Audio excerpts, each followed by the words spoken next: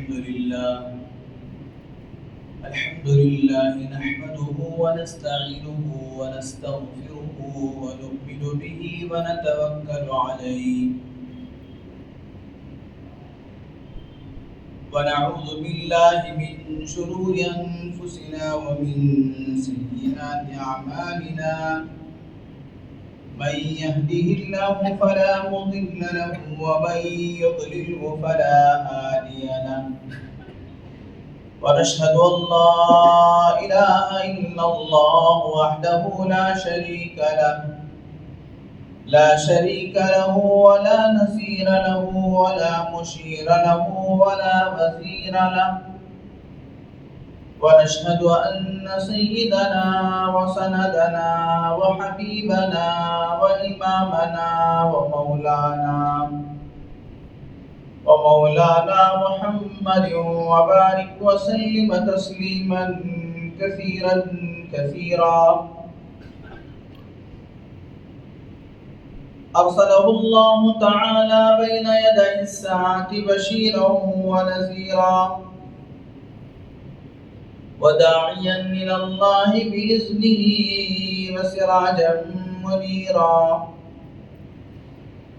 أما بعد فقد قال الله تبارك وتعالى في القرآن المجيد والفرقان الحميد أعوذ بالله من الشيطان الرجيم بسم الله الرحمن الرحيم سبحان الذي أسرى بعبده ليلا من المسجد الحرام إلى المسجد الأقصى الذي باركنا حوله لنريه من آياتنا إنه هو السميع البصير وقال تعالى يا أيها الذين آمنوا لا تتخذوا اليهود والنصارى أولياء بعضهم أولياء بعض ومن يتولهم منكم فإن الله لا يهدي القوم الظالمين صدق الله العظيم وصدق رسوله النبي الكريم ونحن على ذلك لمن الشاهدين والشاكرين سبحانك لا علم لنا إلا ما علمتنا إنك أنت العليم الحكيم رب اشرح لي صدري ويسر لي أمري واحلل عقدة من لساني يفقهوا قولي اللهم صل على سيدنا مولانا محمد وبارك وسلم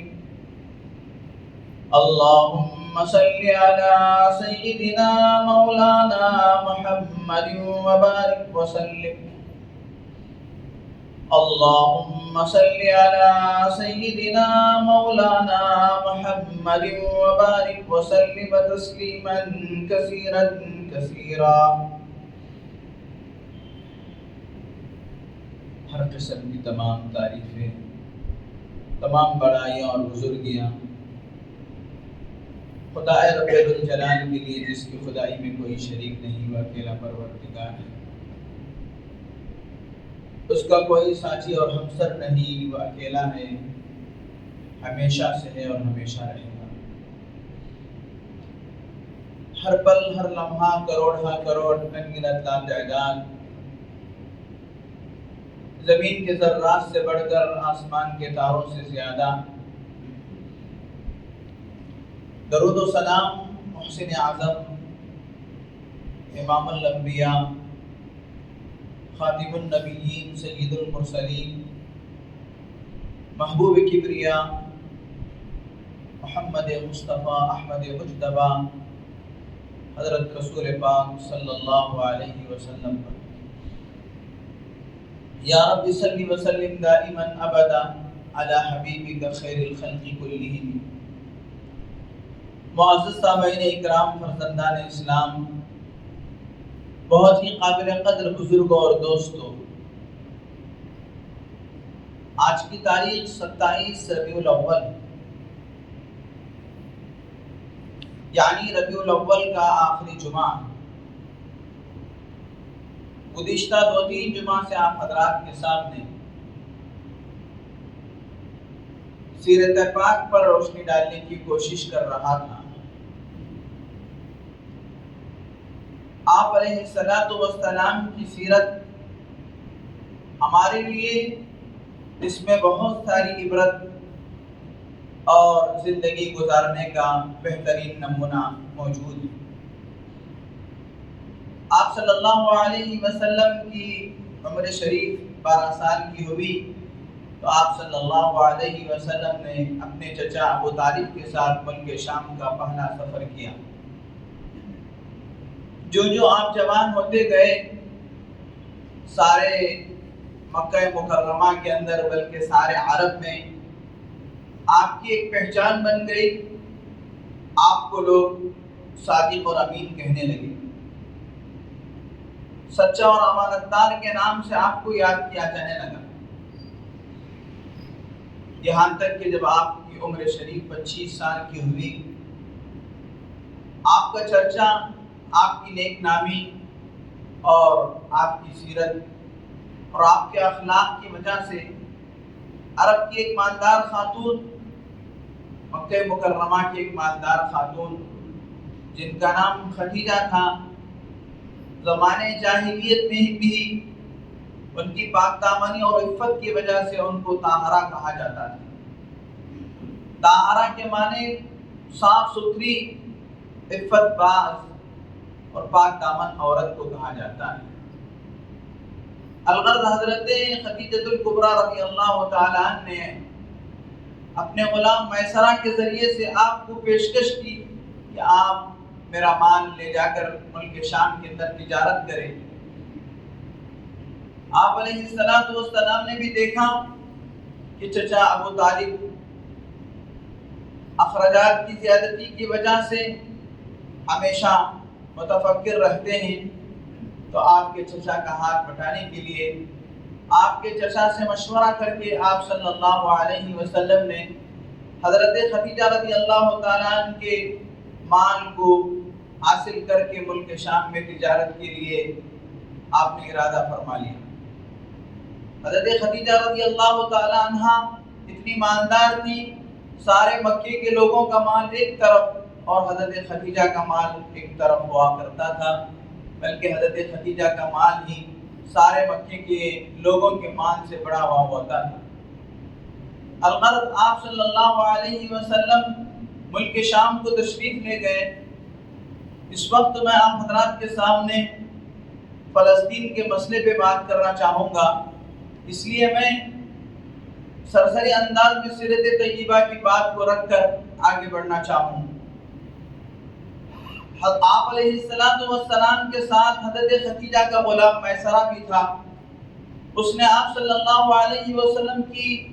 تمام کارگزاری کو نوٹ کرتا رہا کہ آپ کے ساتھ کیا واقعہ پیش آیا، کیا معاملہ پیش آیا۔ راستے میں آپ صلی اللہ علیہ وسلم کے ساتھ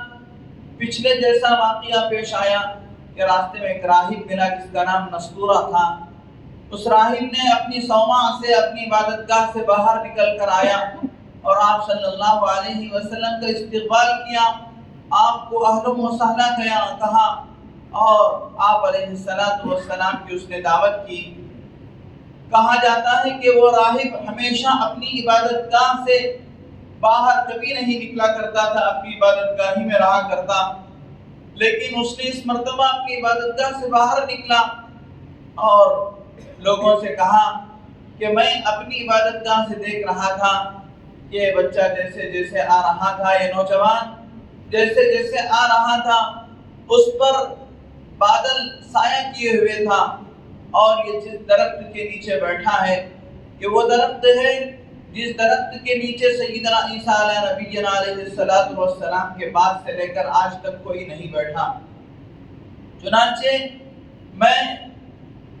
ان کی علامتوں سے، ان کی نشانیوں سے یہ سمجھتا ہوں کہ یہ نبی آخر الزمان ہے۔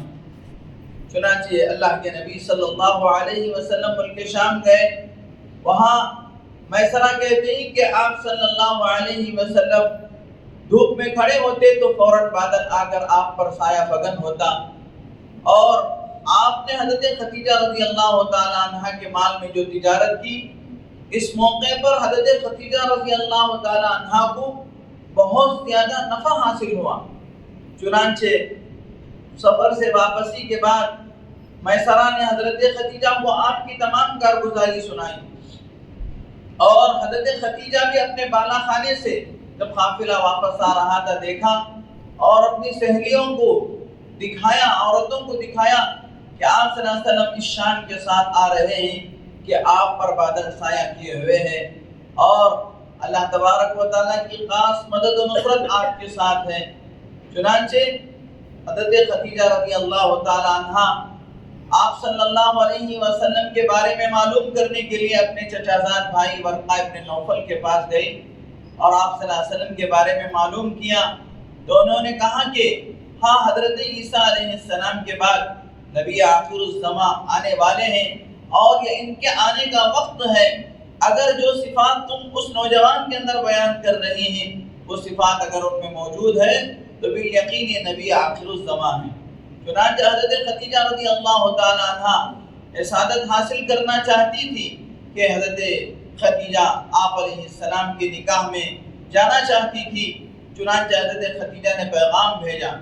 اللہ کے نبی صلی اللہ علیہ وسلم نے اپنے چچاؤں سے مشورہ کیا، بعد میں خواجہ ابو طالب اور حضرت امیر حمزہ یہ تمام مل کر آپ صلی اللہ علیہ وسلم کا نکاح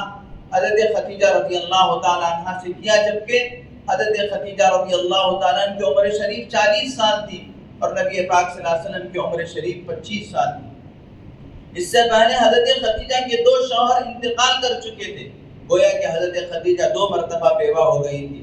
اللہ کے نبی صلی اللہ علیہ وسلم نے حضرت خدیجہ سے شادی کیا، اور بہت بہترین زندگی اللہ کے نبی صلی اللہ علیہ وسلم نے گزارا۔ آپ صلی اللہ علیہ وسلم کو جتنی اولاد ہوئی وہ تمام کے تمام حضرت خدیجہ رضی اللہ تعالی عنہ سے ہوئی۔ 3 لڑکے اور 4 لڑکیاں نبی پاک صلی اللہ علیہ وسلم کو حضرت خدیجہ رضی اللہ تعالی عنہ کے وطن سے ہوئی۔ الغرض، اللہ تعالیٰ سے دعا ہے کہ اللہ تبارک و تعالی ہم تمام کو نبی رحمت حضرت محمد الرسول اللہ صلی اللہ علیہ وسلم کی سیرت کو پڑھنے اور سننے اور اس پر عمل کرنے کی توفیق عطا فرمائے۔ معزز سامعین اکرام، فرزندان اسلام، آج عالم اسلام بہت ہی نازک حالت پر، نازک موڑ پر اور نازک حالت سے گزر رہا ہے۔ اس وقت ہمارے دل مغموم ہیں اور ہم پر بہت زیادہ سر پہ بوجھ ہے کہ آج عالم اسلام کے ساتھ جو کچھ ظلم ہو رہا ہے، کبھی دنیا نے ایسا ظلم نہیں دیکھا ہوگا۔ آج میں مسجد اقصیٰ کی بات کروں گا، اور مسجد اقصیٰ سے ہمارا کیا قلبی تعلق ہے اس کو بتاؤں گا۔ اللہ تبارک و تعالیٰ نے مسجد اقصیٰ کا تذکرہ قرآن مجید میں فرمایا ہے۔ سبحان الذی اسری بعبدہ لیلا من المسجد الحرام الی المسجد الاقصی الذی بارکنا حولہ لنریہ من آیاتنا انہ هو السمیع البصیر۔ 15ویں پارے میں اللہ تبارک و تعالیٰ ارشاد فرماتے ہیں، پاک ہے وہ ذات جس نے اپنے بندے کو راتوں رات مسجد حرام سے مسجد اقصیٰ لے گیا۔ معراج کے واقعے کو اللہ تبارک و تعالیٰ بیان فرما رہا ہے، اور مسجد اقصیٰ کے بارے میں قرآن پورے ثبوت کے ساتھ یہ کہہ رہا ہے الذی بارکنا حولہ، اللہ تبارک و تعالیٰ نے اس کے ارد گرد برکت کی جگہ بنایا۔ مسجد اقصیٰ اور اس کا پورا خطہ اور اس کی پورے زمین سرزمین دنیاوی اعتبار سے بھی روحانی اعتبار سے بھی برکتوں کا مرکز ہے۔ اللہ تبارک و تعالیٰ نے سیدنا ابراہیم علیہ نبینا علیہ السلام کو بیت اللہ کی تعمیر کا حکم فرمایا۔ یرفع ابراہیم القواعد من البیت و اسماعیل، اللہ ہم نے حضرت ابراہیم کو اور ان کے بیٹے اسماعیل کو بیت اللہ کی تعمیر کا حکم فرمایا، تو حضرت ابراہیم علیہ السلام نے بیت اللہ کی تعمیر کی۔ تو پھر اللہ تبارک و تعالیٰ نے حضرت ابراہیم علیہ السلام کو بیت المقدس کی طرف ہجرت کرنے کا حکم فرمایا،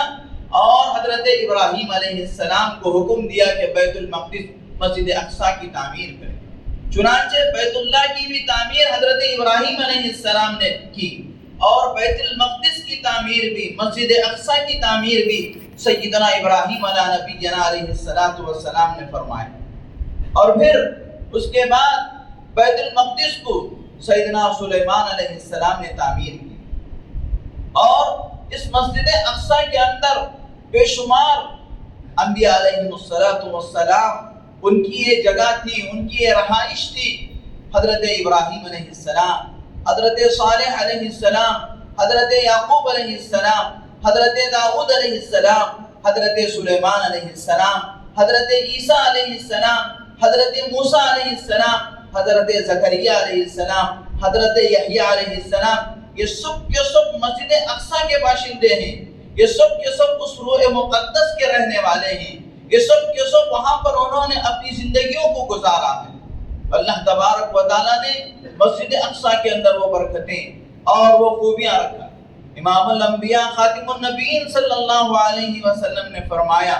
روئے زمین میں اگر کسی مسجد کا ارادہ کر کے مومن کو جانے کی اگر اجازت ہے تو وہ 3 مسجدیں. ایمان والے کو اگر کسی مسجد کا ارادہ کر کے جانے کی اگر اجازت ہے تو 3 مسجدیں ہیں. ایک بیت اللہ شریف مسجد الحرام ہے، دوسرے مسجد نبوی ہے، اور تیسرے یہی مسجد اقصی. اللہ کے نبی صلی اللہ علیہ وسلم نے فرمایا، مسجد اقصی میں نماز پڑھنا ایسا ہے کہ گویا کہ دوسری جگہ 1000 رکعت نماز پڑھنے کے برابر. ایک رکعت کا ثواب مسجد اقصی میں 1000 رکعتوں کے برابر ہے. اور ایک روایت میں اللہ کے نبی صلی اللہ علیہ وسلم نے فرمایا، ابن ماجہ کی روایت ہے، جو مسجد اقصی کے اندر نماز پڑھے گا اور دعائیں کرے گا،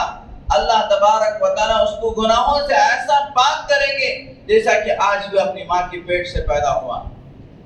میرے دوستو، مسجد اقصی یہ یہودیوں کے چنگل میں ہے. اس سے پہلے یہ ہمارے آبا حضرت ابراہیم علیہ نبینا علیہ السلام اور ان کی نسل عربی النسل ان لوگوں کی یہ جگہ ہے. لیکن آج اب تک 2-3 مرتبہ وہ غاصبوں کے قبضے میں چلی گئی. پہلی مرتبہ اللہ کے نبی صلی اللہ علیہ وسلم کے زمانے کے بعد حضرت عمر رضی اللہ تعالیٰ عنہ نے اس مسجد اقصی کو آزاد کروایا تھا. حضرت عمر بن عاص اور حضرت ابو عبیدہ بن جراح رضی اللہ تعالیٰ عنہ نے اس پر چڑھائی کی اور وہاں یہود اور عیسائی رہا کرتے تھے. چنانچہ انہوں نے کہا کہ آپ اپنے امیر المؤمنین کو بلائیے، ہم ان کے ساتھ صلح کرنے کے لیے تیار ہیں. چنانچہ حضرت عمر بن خطاب رضی اللہ تعالیٰ عنہ حضرت علی رضی اللہ تعالیٰ عنہ کو مدینے میں اپنا جانشین بنا کر اپنا خلیفہ مقرر کر کے حضرت عمر رضی اللہ تعالیٰ عنہ صلح کے لیے فلسطین کو پہنچے ہیں. مسجد اقصی کے لیے، مسجد اقصی کی صلح کے لیے پہنچے. جابیہ مقام پر سارے مسلمانوں نے آپ کے استقبال کے لیے کھڑے ہوئے تھے. وہیں پر یہ یہودی اور عیسائی بھی آ گئے اور حضرت عمر رضی اللہ تعالیٰ کی شان کے ساتھ آئے کہ ان کے ساتھ غلام تھا اور یہ اونٹ تھی. 2 آدمی تھے. حضرت عمر رضی اللہ تعالیٰ اور ان کے غلام نے آپس میں طے کر رکھا تھا کہ کچھ دور ہم پیدل چلیں گے اور تم اونٹ پہ سوار رہنا. اتفاق کی بات ہے، حضرت عمر جابیہ پہنچتے اونٹ پہ سوار ہونے کی باری وہ غلام کی تھی. غلام نے حضرت عمر رضی اللہ تعالیٰ عنہ سے کہا کہ آپ سوار ہو جائیے، میں پیدل چلوں گا. حضرت عمر رضی اللہ تعالیٰ نے کہا یہ نہیں ہو سکتا کہ آپ کی باری ہے، آپ سوار ہو اور میں اونٹ کی نکیل کو پکڑ کر جاؤں گا. جب حضرت عمر رضی اللہ تعالیٰ جابیہ مقام پر پہنچتے ہیں جہاں پر امیر المؤمنین کا پورے طور پر استقبال کرنے کے لیے پہلے ہی سے لوگ کھڑے ہوئے ہوتے ہیں، مسلمان بھی ہوتے ہیں، یہود اور عیسائی بھی ہوتے ہیں. جب حضرت عمر رضی اللہ تعالیٰ اس شان کے ساتھ اونٹ کی نکیل کو پکڑ کے، جبکہ اونٹ پہ ان کا غلام بیٹھا ہوا ہے، آتے ہیں تو ان لوگوں نے چیخ کر کہتے ہیں کہ یہی سچے امیر المؤمنین ہیں، یہی نبی پاک صلی اللہ علیہ وسلم کے صحیح اور خلیفہ ہیں. چنانچہ انہوں نے حضرت عمر رضی اللہ تعالیٰ کے تمام بیت المقدس کی چابیاں حضرت عمر رضی اللہ تعالیٰ کے سپرد کر اور عمر رضی اللہ تعالیٰ نے یہودیوں کو اور عیسائیوں کو الگ الگ بستیاں بانٹ کر دی، ان کو رہنے کا پورا موقع دیا گیا. اور پھر میرے دوستو یہ ملک، یہ فلسطین، ارض فلسطین خلافت بنو عثمانیہ تک مسلمانوں کے ہاتھ میں رہی. اور اس کے بعد پھر دوبارہ 1940 پر 6 کے اندر دوبارہ یہودیوں نے اس ارض فلسطین کو اپنے قبضے میں کر لیا. دراصل بات یہ ہے کہ مسلمانوں کی یہ زمین، یہ پورا خطہ مسلمانوں کا ہے، لیکن یہودیوں نے، عیسائیوں نے، یہودیوں نے اس کو تھوڑا تھوڑا کر کے پورے طور پر اس کو اپنے قبضے میں کرنا چاہتے ہیں. 1960 پر 6 کے اندر ان کو یعنی یہودیوں کو ایک جگہ مختص کر کے دے دی گئی کہ تم اس جگہ میں رہ سکتے ہو. اور اسرائیل جو کہ دنیا کے اندر اس کا کوئی نقشہ نہیں تھا، 1960 پر 6 میں اس کو وجود میں لایا گیا اور اس کو ایک باؤنڈری بنا کر دے دی گئی کہ تم اس سے تجاوز نہیں کرنا. لیکن میرے دوستو یہ یہودی اتنا چالاک ہے، اس نے ایسی باڑ بنایا اور ایسی باؤنڈری بنایا کہ جب جس وقت چاہے اس باؤنڈری کو کھسکا کر آگے لے جایا جا سکتا ہے. اور میرے دوستو آپ کو معلوم ہونی چاہیے کہ دنیا سے جو کوئی اسرائیل کو جاتے ان لوگوں کو وہ اپنی ٹیکنیک اور ٹیکنالوجی کے طور پر اس باؤنڈری کو دکھاتا، دیکھو یہ باؤنڈری ہم نے ایسی بنائی ہے کہ ہم جس وقت چاہے جب چاہے اس کو ہم آگے بڑھا کر اسرائیل یعنی فلسطین کی سرزمین کو قبضہ کر سکتے ہیں. اس طریقے سے اس باؤنڈری کو آگے کرتے اس نے پورے طور پر پورے ارض فلسطین کو بالکل کیا ہے چھوٹا سا مقام اتنا چھوڑ کر وہ سارے کا سارا قبضہ کر لیا. جبکہ اقوام متحدہ نے بار بار یہودیوں سے اور اسرائیل سے کہا کہ تم اپنی حد سے تجاوز کرتے جا رہے ہیں، تم کو جو حصہ مختص کر کے دیا گیا ہے تم اس حصے پر واپس لوٹ کر آئیے، اور تم یہ جو حد سے تجاوز کر رہے ہیں یہ تمہاری زیادتی ہے. لیکن اس کے باوجود اقوام متحدہ کی اور دنیا کی باتوں کو کیئر کیے بغیر اسرائیل آگے بڑھتا گیا اور فلسطینیوں پر ظلم کے پہاڑ توڑتا رہا اور ہر وقت فلسطینیوں کے اوپر گولہ بارود اور اسی طریقے سے ان کو ظلم و زیادتی کرتا. اللہ تبارک و تعالیٰ قرآن مجید کے اندر ارشاد فرماتے ہیں یا ایھا الذین آمنوا لا تتخذوا اليہود والنصارى اولیاء، اے ایمان کے رکھنے والوں یہود و نصارہ کو کبھی تم دوست مت بنانا، تمہارے دوست مت بنانا، اس لیے کہ یہ لوگ دوستی کے لائق نہیں ہیں، یہ لوگ دوستی کے لائق نہیں ہیں اور ان سے دوستی نہیں کرنا. جو آدمی دوستی کرے گا وہ انہی میں سے ہے.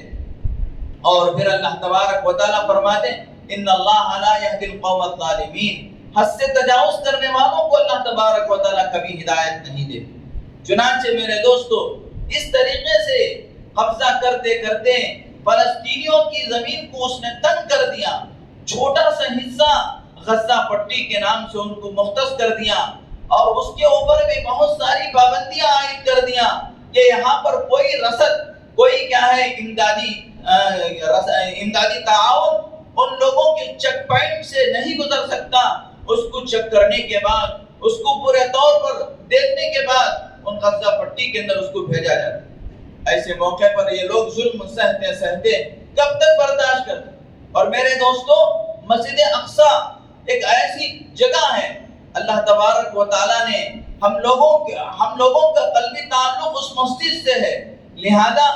اس مسجد کو آزاد کرانے تک ہر مسلمان کی ذمہ داری ہے کہ وہ کوشش کرے. اور اس کے لیے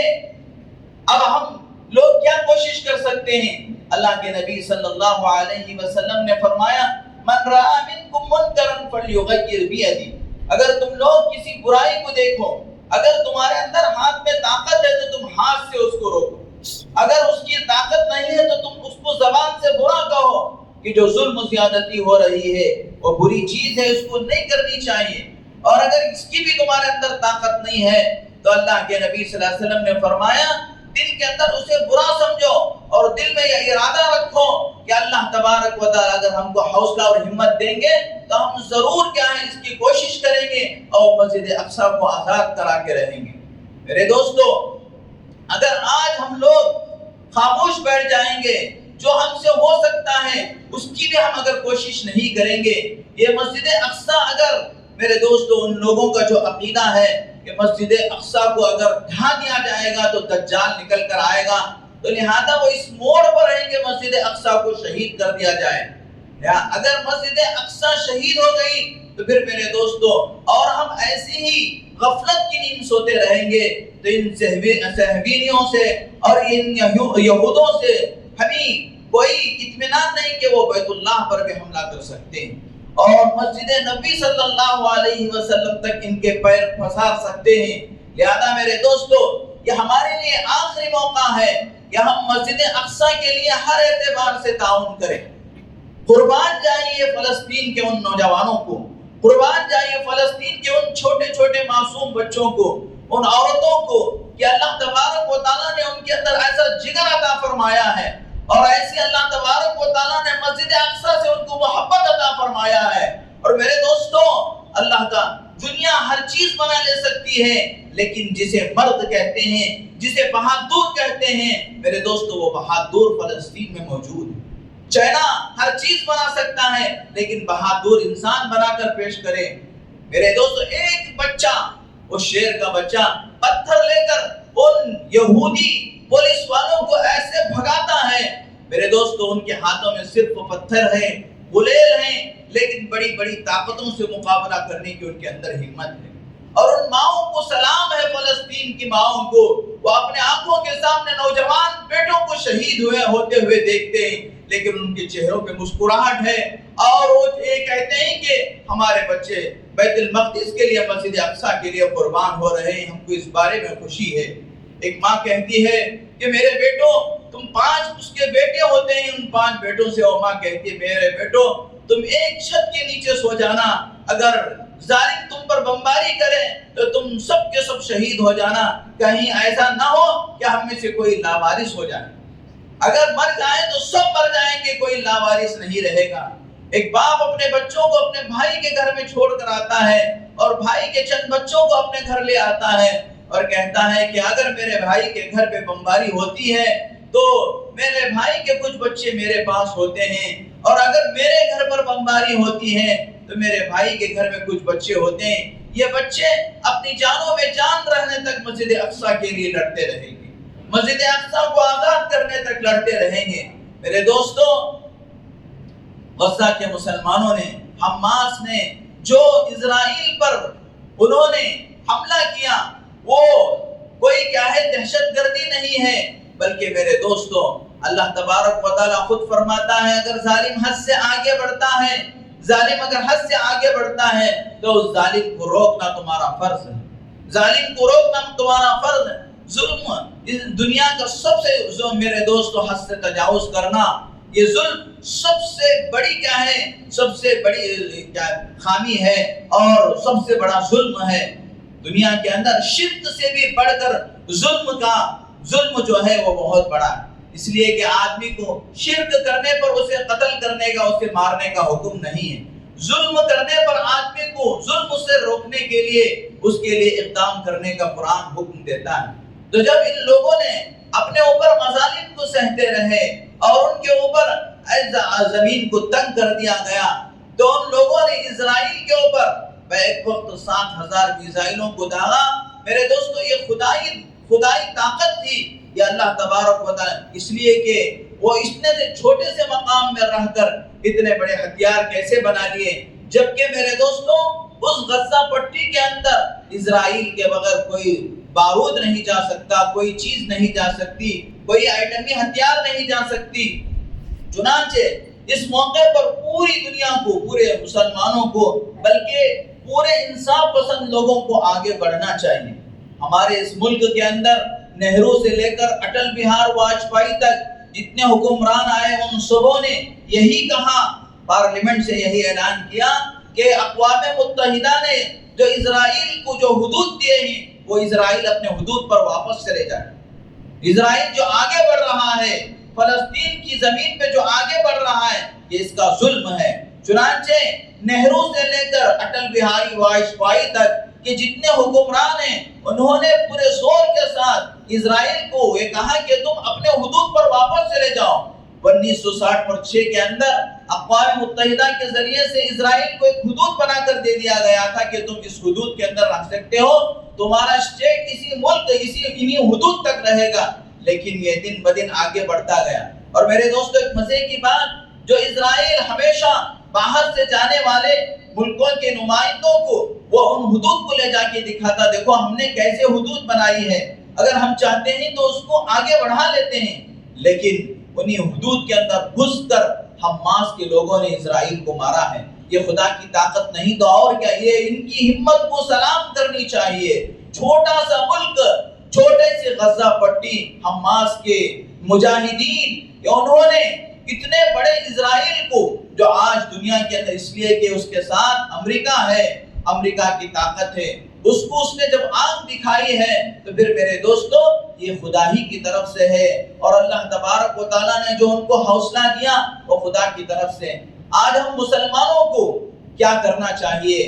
حضرت مولانا خلیل الرحمن سجاد نعمانی صاحب نے تمام مسلمانوں سے اپیل کی ہے کہ آپ لوگ روزے رکھ کر، صدقہ و خیرات کر کے، مسجدوں میں ایک ایک دو دن کا اعتکاف کر کے، صدقہ و خیرات کر کے اللہ تبارک و تعالیٰ کو منانے کی اور بیت المقدس کی آزادی کے لیے دعائیں کریں. یہ ہم سب کا فریضہ اور ہم سب کی ضرورت ہے. یہ اسلامی فرض ہے. مسلمان ہونے کے ناطے ہم سب کو مسجد اقصی کو بچانے کے لیے کوششیں کرنی چاہیے. گھروں میں مستورات سے ہم کہنا چاہیے کہ وہ یاسین شریف کی تلاوت کرے، وہ آیت کریمہ کی تلاوت کریں. ہزاروں کی نہیں بلکہ لاکھوں کی تعداد میں آیت کریمہ کو پڑھ کر لا الہ الا انت سبحانک انی کنت من الظالمین، حسبنا اللہ ونعم الوکیل، اللہم انا نجعلک فی نحورہم ونعوذ بک من شرورہم، اللہم اعز الاسلام والمسلمین فی فلسطین، اللہم اعز الاسلام والمسلمین فی مجاہد فلسطین.